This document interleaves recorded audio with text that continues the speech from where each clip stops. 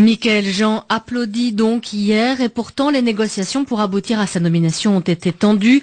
Les dirigeants du continent n'avaient pas réussi à se mettre d'accord pour soutenir ensemble l'un des 4 candidats africains. Et la France refusait un représentant du Congo-Brazzaville. Christophe Boisbouvier nous explique pourquoi. Il est l'un des envoyés spéciaux de RFI à Dakar.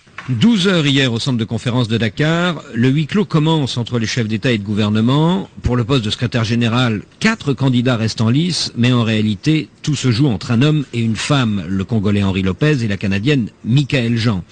Leurs 2 mentors, le Congolais Denis Sassou Nguesso et le Canadien Stephen Harper, sont si sûrs de gagner qu'ils sont prêts à en découdre dans un vote à bulletin secret, ce qui serait une première et qui pourrait provoquer une déchirure sans précédent dans l'histoire de la francophonie. Le Sénégalais Macky Sall et le Français François Hollande lancent alors un appel au dialogue et proposent une réunion de la dernière chance entre les 2 duettistes. Aussitôt, le Congolais Sassou Nguesso et le Canadien Harper s'isolent dans une pièce, en compagnie notamment du Sénégalais Sall et du Français Hollande. Au bout d'1 heure et quart, Denis Sassou Nguesso ressort, le visage fermé, et quitte immédiatement le centre de conférence pour rentrer à Brazzaville. Stephen Harper, lui, a l'œil brillant.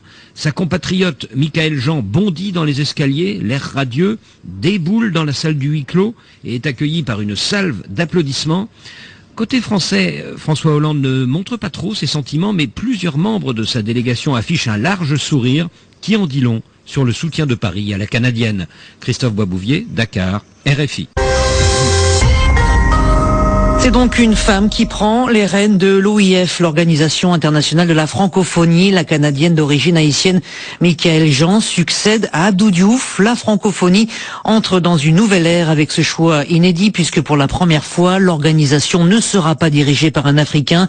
Michaël Jean était en lice avec 4 autres candidats et elle a été désignée au terme de très longues tractations. À Dakar, Karine Franck. Comme dans toutes les batailles, il y aura eu du suspense, de la tension et au final de l'émotion. Il était midi passé quand les présidents François Hollande et Macky Sall sortent du huis clos avec les 6 chefs d'État et de gouvernement les plus impliqués dans l'affaire, dont le Congolais Denis Sassou Nguesso et le Canadien Stephen Harper. Devant la pièce, quelques délégués s'étonnent que le blocage persiste. À voix basse, on nous explique qu'il faudra peut-être passer au vote, que Denis Sassou Nguesso ne veut rien lâcher et qu'il n'est pas question pour Paris que le Congo prenne la tête de l'OIF, un mois après les événements du Burkina Faso et alors que plusieurs cadres du régime congolais appellent ouvertement à un changement de constitution. Le conciliabule a duré 1 heure et quart, le consensus est obtenu et il n'y a qu'à regarder le visage de Denis Sassou Nguesso pour comprendre que son candidat Henri Lopez ne sera pas le prochain secrétaire général de la francophonie.